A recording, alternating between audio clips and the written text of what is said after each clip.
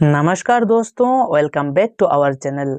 तो देखिए, हम JKPSC 10+2 एग्जाम के पॉलिटिकल साइंस पेपर के लिए कुछ इंपॉर्टेंट क्वेश्चंस को डिस्कस कर रहे हैं और इस सीरीज में हम टोटल 1000 क्वेश्चंस को डिस्कस करेंगे।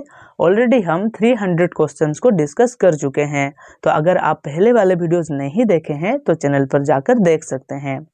तो वीडियो शुरू करने से पहले एक इम्पोर्टेंट इन्फॉर्मेशन, अगर आप अपने प्रिपरेशन को और भी ज़्यादा मजबूत करना चाहते हैं और अपने कंसेप्चुअल क्लियरिटी लाना चाहते हैं तो आप हमारे JKPSC 10+2 लेक्चरशिप कोर्स को ज्वाइन कर सकते हैं। इससे आपके प्रिपरेशन बहुत अच्छा हो जाएगा और कोर्सेज के लिए आप हमारे ऐप पढ़ो तो ऐसे पर जा सकते हैं। तो चलिए वीडियो को शुरू करते हैं। तो देखिए, फर्स्ट क्वेश्चन क्या है, comparative public administration primarily focus on. तो जो कॉम्परेटिव पब्लिक एडमिनिस्ट्रेशन है वो किसकी बात करता है? Studying administration in a single country, मतलब एक सिंगल कंट्री की एडमिनिस्ट्रेशन को स्टडी करता है, या फिर comparing administrative systems across different Nations, मतलब डिफरेंट नेशंस में, डिफरेंट कंट्रीज में जो एडमिनिस्ट्रेशन है उस चीज को कंपेयर करता है, या फिर एनालाइजिंग इकोनॉमिक पॉलिसीज, या फिर इकोनॉमिक पॉलिसीज को एनालाइज करता है, या फिर मैनेजिंग लोकल गवर्नमेंट ऑफिसेस, जो लोकल गवर्नमेंट के ऑफिस होता है उसको मैनेज करता है। तो इसका जो करेक्ट आंसर है वो है ऑप्शन नंबर बी, कंपेयर करता है जो डिफरेंट जो नेशन से, डिफरेंट जो कंट्रीज के पब्लिक जो एडमिनिस्ट्रेशन है उस एडमिनिस्ट्रेटिव सिस्टम को कंपेयर करता है कंपैरेटिव पब्लिक एडमिनिस्ट्रेशन। तो नेक्स्ट क्वेश्चन को देखते हैं, क्या है next question, who is considered the father of public administration. तो किसको फादर ऑफ पब्लिक एडमिनिस्ट्रेशन बोला जाता है? Max weber, Woodrow Wilson, Henry Fayol और FW टेलर। तो इसका जो करेक्ट आंसर है वो है वुडरो विल्सन। तो वुडरो विल्सन को फादर ऑफ पब्लिक एडमिनिस्ट्रेशन कहा जाता है। तो वुडरो विल्सन को आप इससे याद रखना कि वुडरो विल्सन पब्लिक एडमिनिस्ट्रेशन से भी बिलोंग करते हैं और इंटरनेशनल रिलेशंस के स्टडीज से भी बिलोंग करते हैं ना। इंटरनेशनल रिलेशन और पब्लिक एडमिनिस्ट्रेशन दोनों के स्टडी से रिलेटेड है वुडरो विल्सन। तो वुडरो विल्सन 14 पॉइंट प्रिंसिपल्स दिए थे ना उधर आयर में, जो फर्स्ट लिबरल थ्योरी डेवलप हुआ उस टाइम। नेक्स्ट क्वेश्चन क्या है, who introduced the concept of scientific management in public administration. जो साइंटिफिक मैनेजमेंट का थ्योरी है, जो साइंटिफिक मैनेजमेंट थ्योरी का कॉन्सेप्ट है वो किसने दिया है? Max Weber, FW Taylor, Elton Mayo या फिर चेस्टर बार्नर्ड। तो इसका जो करेक्ट आंसर है वो है option number B, FW Taylor, Taylor साहब साइंटिफिक मैनेजमेंट थ्योरी। तो नेक्स्ट क्वेश्चन क्या है, next question, what is the main principle of scientific management. और साइंटिफिक मैनेजमेंट की मेन प्रिंसिपल क्या है? फ्लेक्सिबल डिसीजन मेकिंग, जो डिसीजन मेकिंग है वो फ्लेक्सिबल होगा, है ना, या फिर one best way to perform a task, मतलब एक टास्क को करने के लिए सबसे जो बेहतर रास्ता है और सबसे जो बेहतर वे है उसको उसके ऊपर काम करना, उसको फाइंड आउट करना, या फिर एम्प्लॉई वेलफेयर फर्स्ट, मतलब एम्प्लॉय की वेलफेयर सबसे पहले देखा जाएगा साइंटिफिक मैनेजमेंट में, या फिर random assignment of task, randomly task को असाइनमेंट दिया जाएगा कि ये करो ये करो। तो इसका जो करेक्ट आंसर है वो है option number B, one best way to perform a task. ये इसको याद रखना, one best way to perform a task, कोई भी टास्क को करने के लिए एक सबसे अच्छा तरीका होता है, उस तरीका को हमको ढूंढना पड़ेगा। तो वही तरीका साइंटिफिक मैनेजमेंट ढूंढने की कोशिश करता है। नेक्स्ट क्वेश्चन क्या है, the concept of span of control, span of control in an organisation refers to. तो स्पैन ऑफ कंट्रोल का मतलब क्या है?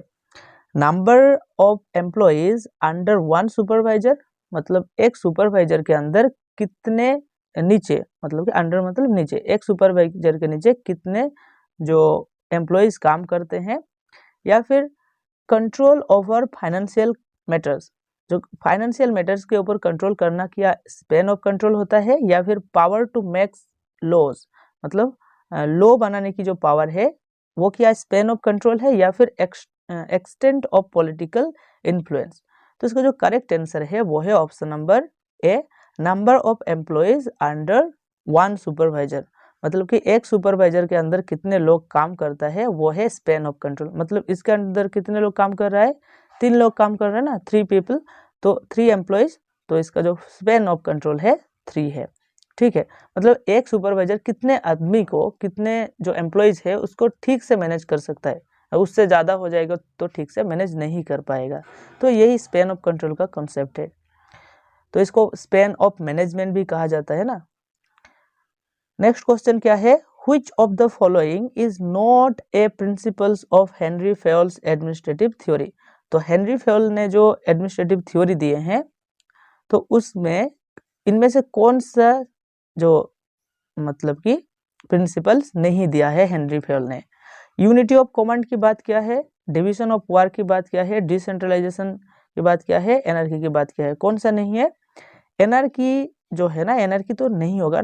एनार्की क्या है, एनार्की जहाँ पर कोई मतलब रूल्स रेगुलेशन ऑर्डर्स नहीं है ना, एक एनार्की सिचुएशन क्रिएट होता है, तो ये हेनरी फेयोल ने नहीं दिया है। यूनिटी ऑफ कमांड की बात करते हैं, यूनिटी ऑफ कमांड है ना, डिविजन ऑफ वर्क की भी बात करता है, डिसेंट्रलाइजेशन की भी बात करता है। आपको पता है ना ये सारे वर्ड के मतलब मीनिंग क्या है। डिसेंट्रलाइजेशन मतलब क्या है ना, सेंट्रलाइज नहीं होगा, डिसेंट्रलाइज होगा, ऊपर से सभी ऑर्डर नहीं आएंगे, नीचे से भी देखा जाएगा है ना, नीचे से डिसेंट्रलाइज किया जाएगा, सेंट्रलाइज नहीं होगा, डिसेंट्रलाइज किया जाए डिसीजन को। तो नेक्स्ट क्वेश्चन क्या है, तो एनार्की नहीं है। What is the primary goal of public administration. तो एडमिनिस्ट्रेशन जो पब्लिक एडमिनिस्ट्रेशन होता है उसका प्राइमरी गोल क्या है, प्राइमरी उद्देश्य क्या है। प्रॉफिट मैक्सिमाइजेशन, क्या प्रॉफिट बनाना ही उसका उद्देश्य है पब्लिक एडमिनिस्ट्रेशन का, या फिर providing services to citizens efficiently, मतलब जो सिटीजन्स को सर्विस दिया जाएगा एफिशिएंटली, या फिर स्ट्रेंथनिंग प्राइवेट बिजनेसेस को स्ट्रेंथन करना पब्लिक एडमिनिस्ट्रेशन का क्या काम है, या फिर प्रोमोटिंग पॉलिटिकल इंस्टेबिलिटी, जो पॉलिटिकल इंस्टेबिलिटी को प्रमोट करना। तो इसका जो करेक्ट आंसर है वो है ऑप्शन नंबर बी, प्रोवाइड करना सर्विसेज को सिटीजन को, मतलब सर्विसेज को प्रोवाइड करेंगे सिटीजन्स को कैसे, एफिशिएंटली। तो यही पब्लिक एडमिनिस्ट्रेशन का प्राइमरी गोल है। The principle of unity of command मतलब क्या है, यूनिटी ऑफ कमांड का मतलब क्या है ना, हेनरी फेयोल ने दिए है यूनिटी ऑफ कमांड की कॉन्सेप्ट, उसके प्रिंसिपल में है ना हेनरी फेयोल के। तो यूनिटी ऑफ कमांड का मतलब क्या है, यूनिटी ऑफ कमांड का मतलब क्या ये है, employees should report to multiple supervisor, मतलब बहुत सारे सुपरवाइजर है, बहुत सारे सुपरवाइजर को जो एम्प्लॉइज है वो जाके रिपोर्ट करेंगे, इसको एक बार, इसको एक बार, उसको एक बार। या फिर employees should receive orders from only one supervisor, या फिर कोई एक सुपरवाइजर है उससे बहुत सारे एम्प्लॉइज जो है ऑर्डर को रिसीव करेंगे, है ना, एक सुपरवाइजर से ऑर्डर रिसीव करेंगे, उसको ही मतलब कि रिपोर्ट करेंगे एक सुपरवाइजर को। Work should be divided among multiple authorities, जो वर्क है वो बहुत सारे अथॉरिटीज के बीच में डिवाइडेड हो जाएगा, ये क्या यूनिटी ऑफ कमांड है। या फिर administration should be completely decentralised, जो एडमिनिस्ट्रेशन है उसको कंप्लीटली डिसेंट्रलाइज करना है, वही यूनिटी ऑफ कमांड है। तो इसका जो करेक्ट आंसर है वो है ऑप्शन नंबर बी, है ना। एम्प्लॉइज को मतलब एम्प्लॉइज जो है वो एक सुपरवाइजर से, कोई एक सुपरवाइजर से ऑर्डर को रिसीव करेंगे, वही यूनिटी ऑफ कमांड होगा। नेक्स्ट क्वेश्चन क्या है, which of the following is not a characteristic of public administration. तो पब्लिक एडमिनिस्ट्रेशन का कैरेक्टरिस्टिक इनमें से कौन सा नहीं है। ब्यूरोक्रेटिक इन नेचर, जो पब्लिक एडमिनिस्ट्रेशन है वो ब्यूरोक्रेटिक इन नेचर है, ब्यूरोक्रेटिक नेचर है।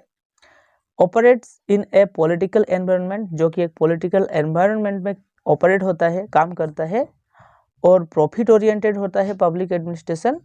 या फिर responsible for public service delivery, और जो पब्लिक एडमिनिस्ट्रेशन है वो पब्लिक सर्विस डिलीवरी करने में रेस्पॉन्सिबल होता है। तो नहीं पूछा है ना, क्या फीचर नहीं है, कैरेक्टरिस्टिक्स नहीं है, तो इसका मतलब सी इज द करेक्ट आंसर, है ना। प्रॉफिट मेकिंग और प्रॉफिट ओरिएंटेड नहीं होगा पब्लिक एडमिनिस्ट्रेशन। पब्लिक एडमिनिस्ट्रेशन क्या है, सर्विसेज प्रोवाइड करेगा सिटीजन्स को, और रेस्पॉन्सिबल है ना, और ऑपरेट्स करेगा पॉलिटिकल एनवायरनमेंट में, और ब्यूरोक्रेटिक इन नेचर होगा। ठीक है, नेक्स्ट क्वेश्चन को देखते हैं। Who is known for the public administration dichotomy theory. तो जो पब्लिक एडमिनिस्ट्रेशन डाइकोटोमी थ्योरी है ना, तो इस थ्योरी से जुड़े हुए हैं कौन से thinker, Frederick Taylor, Max Weber, Woodrow Wilson, या फिर हेनरी फेयोल। तो इसका जो करेक्ट आंसर है वो है option number C, Woodrow Wilson. तो वुड्रो विल्सन साहब ने पब्लिक एडमिनिस्ट्रेशन डाइकोटोमी के कॉन्सेप्ट दिए थे, है ना। तो जो फर्स्ट टाइम पब्लिक एडमिनिस्ट्रेशन आया था तो बहुत सारे स्टेजेस में पब्लिक एडमिनिस्ट्रेशन का इवोल्यूशन हुआ है और डेवलपमेंट हुआ है ना। तो जो फर्स्ट जो स्टेज था उसको बोला जाता है public administration dichotomy, sorry politics administration dichotomy, politics administration dichotomy बोला जाता है। पॉलिटिक्स एडमिनिस्ट्रेशन डाइकोटोमी मतलब पॉलिटिक्स कुछ अलग है, एडमिनिस्ट्रेशन कुछ अलग है, दो अलग अलग चीज है। तो इस तरह से बोला जाता है ना। तो वुड्रो विल्सन का एक कंसेप्ट है। नेक्स्ट क्वेश्चन क्या है, which theory of public administration focuses on the human relation approach in management. तो ह्यूमन रिलेशन के ऊपर बात करता है कौन से थ्योरी, साइंटिफिक मैनेजमेंट थ्योरी या फिर ब्यूरोक्रेटिक थ्योरी या फिर ह्यूमन रिलेशन थ्योरी या फिर रेशनल चॉइस थ्योरी। ये तो पता ही चल रहा है नाम से, ह्यूमन रिलेशन, जो ह्यूमन रिलेशन से मतलब डील करेंगे। तो इससे पहले साइंटिफिक मैनेजमेंट थ्योरी आया था ना। साइंटिफिक मैनेजमेंट थ्योरी ह्यूमंस के ऊपर इतना ज़्यादा फोकस नहीं करता है, ह्यूमन रिलेशंस के ऊपर इतना ज़्यादा फोकस नहीं करता है, वो सिर्फ और सिर्फ प्रोडक्टिविटी के ऊपर ज़्यादा फोकस करता है। एक मशीन की तरह बिहेव करता है ह्यूमंस को, ह्यूमंस एक मशीन की तरह काम करना चाहिए ह्यूमंस को, है ना। इसलिए कहता है कि मनी, अगर किसी को मनी दिया जाएगा तो मनी से वो प्रभावित होकर मोटिवेट होकर काम करने लगेंगे। उनके जो पर्सनल जो ह्यूमन साइकोलॉजी है, ह्यूमन जो बिहेवियर है उसके ऊपर फोकस नहीं करते हैं। तो ह्यूमन रिलेशन थ्योरी इसके बात करता है। नेक्स्ट क्वेश्चन क्या है, who introduced the concept of bureaucracy in public administration. तो पब्लिक एडमिनिस्ट्रेशन में जो ब्यूरोक्रेसी का कॉन्सेप्ट है वो किसने दिया है, Max Weber, Woodrow Wilson, Herbert Simon या फिर चेस्टर बर्नर्ड। इसका जो करेक्ट आंसर है वो है option number A, max weber. तो मैक्स वेबर साहब ने ब्यूरोक्रेटिक थ्योरी दिया है पब्लिक एडमिनिस्ट्रेशन का, इसको याद रखना। Which of the following is not a principle of F W. Taylor scientific management. तो साइंटिफिक मैनेजमेंट किसने दिया है, टेलर साहब ने दिया है, फ्रेडरिक विंसलो टेलर। तो उस थ्योरी में कौन से मतलब कि प्रिंसिपल नहीं है, इनमें से कौन सा प्रिंसिपल नहीं है, work study, task specialisation, harmony between labour and management या फिर ब्यूरोक्रेटिक डिसीजन मेकिंग। तो इसका जो करेक्ट आंसर है वो है ऑप्शन नंबर डी। जो ब्यूरोक्रेटिक डिसीजन मेकिंग है ना, इसकी बात नहीं किया है साइंटिफिक मैनेजमेंट। वर्क स्टडी की बात करता है ना, वन बेस्ट वे, कौन सा एक ही मतलब तरीका है, बेस्ट वे है, उसको फाइंड करना है। टास्क स्पेशलाइजेशन है ना, स्पेशलाइजेशन की बात करता है साइंटिफिक मैनेजमेंट थ्योरी। और harmony between labour and management, labour and management के बीच में हार्मनी बिठाने की भी बात करता है। नेक्स्ट क्वेश्चन को देखते हैं, according to Henry Fayol how many principles of management are there. तो प्रिंसिपल्स ऑफ मैनेजमेंट दिए थे हेनरी फेयल, तो उसमें कितना प्रिंसिपल दिए थे, 14 प्रिंसिपल है ना, 14 प्रिंसिपल दिए थे। नेक्स्ट क्वेश्चन क्या है, what is the primary function of development administration. तो डेवलपमेंट एडमिनिस्ट्रेशन है उसका प्राइमरी फंक्शन क्या है, मैनेजिंग गवर्नमेंट ऑफ फाइनेंसेस, जो गवर्नमेंट की फाइनेंसेस से उसको मैनेज करना क्या डेवलपमेंट एडमिनिस्ट्रेशन का काम है, या फिर implementing policies for socio economic growth, या फिर सोशियो इकोनॉमिक ग्रोथ के लिए पॉलिसी को इम्प्लीमेंट करना होगा, या फिर कंडक्टिंग इलेक्शंस, इलेक्शन कंडक्ट किया क्या डेवलपमेंट एडमिनिस्ट्रेशन का काम होगा, ये तो ऑब्वियसली नहीं होगा। Regulating foreign trade, foreign trade को रेगुलेट करना भी नहीं होगा। तो इसका जो करेक्ट आंसर है वो है option number B, implementing policies for socio economic growth, है ना, सोशियो इकोनॉमिक ग्रोथ के लिए काम करेगा जो डेवलपमेंट एडमिनिस्ट्रेशन है, डेवलपमेंट के लिए काम करेगा, है ना।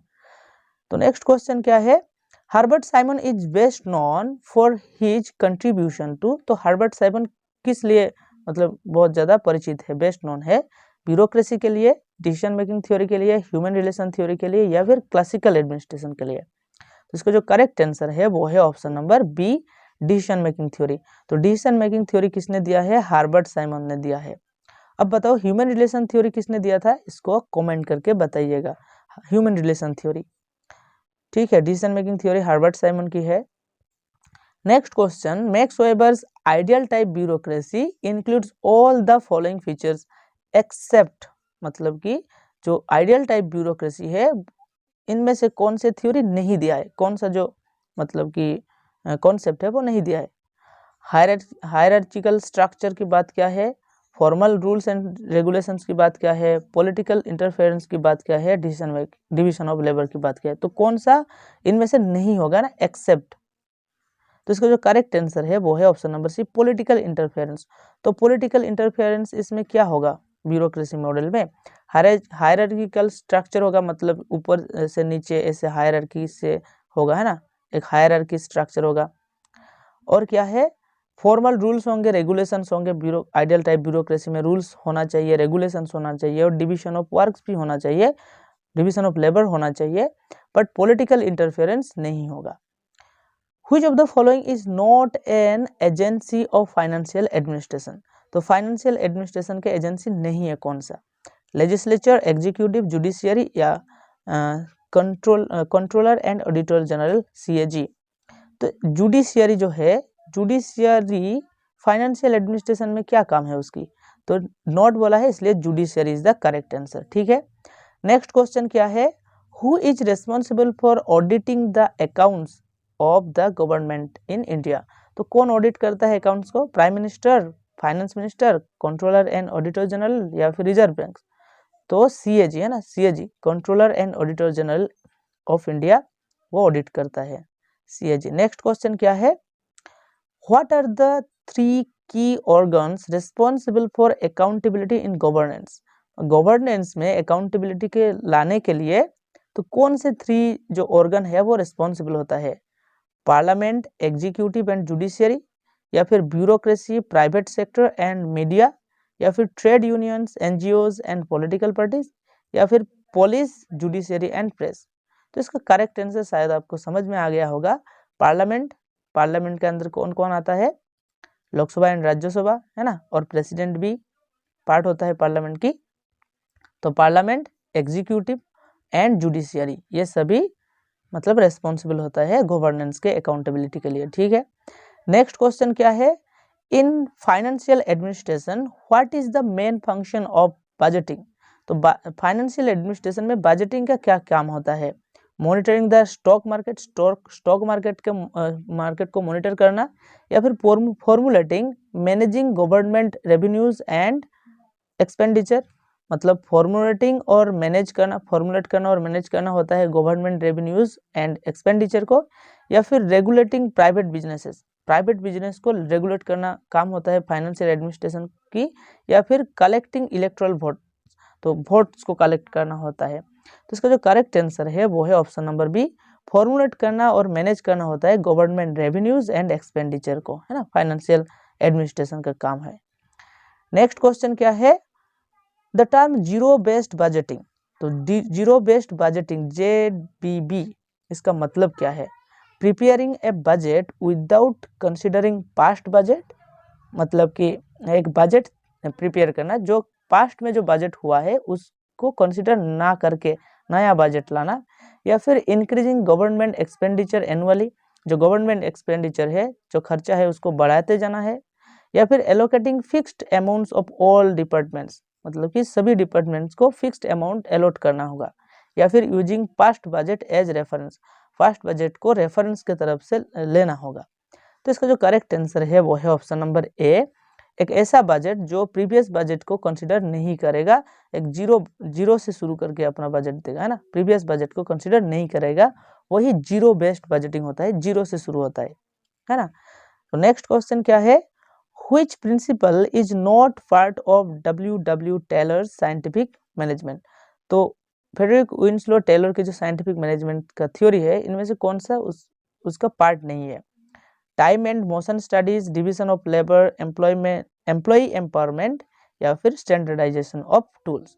तो इसका जो करेक्ट आंसर होगा ना वो ऑप्शन नंबर सी। थोड़ी देर पहले बताया जो साइंटिफिक मैनेजमेंट है वो एम्प्लॉय के बारे में नहीं सोचता है इतना ज़्यादा, एम्प्लॉय कैसा है, उसको कैसे अच्छा रखना है, उसको साइकोलॉजी कैसे अच्छा रखना है, मोटिवेट करना है, वैसे सब नहीं सोचना है, उसके एम्पावरमेंट के बारे में नहीं सोचना है, टाइम को स्टडी करना है, मोशन को स्टडी करना है, कैसे टाइम को मैनेज किया जाएगा, कैसे डिवीजन ऑफ लेबर किया जाएगा, है ना, कैसे स्टैंडर्डाइजेशन ऑफ टूल्स को कैसे स्टैंडर्डाइज किया जाएगा, तो एम्प्लॉयज के बारे में इतना नहीं सोचना है।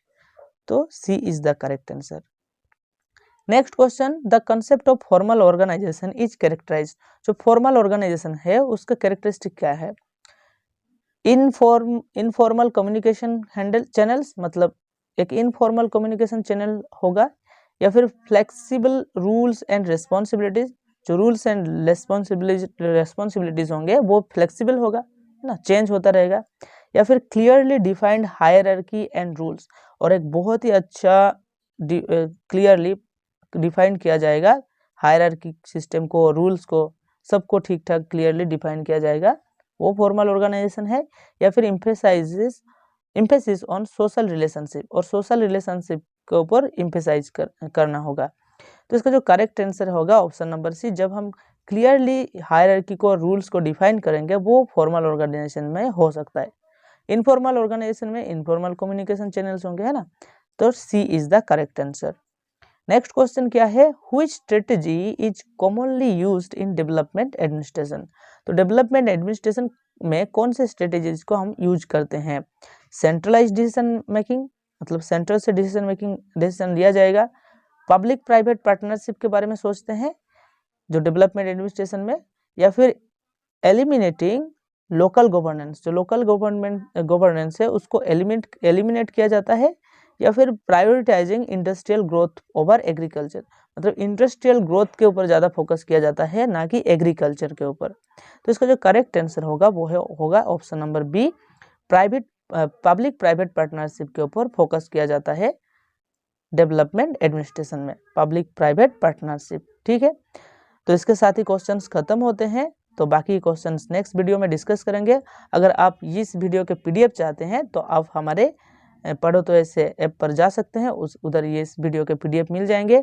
और अगर आप कोर्सेज बाय करना चाहते हैं JKPSC 10+2 एग्जाम और पॉलिटिकल मतलब कि लेक्चरशिप के एग्जाम के लिए, तो आप हमारे ऐप पर जा सकते हैं, उधर आपको कोर्सेज मिल जाएंगे।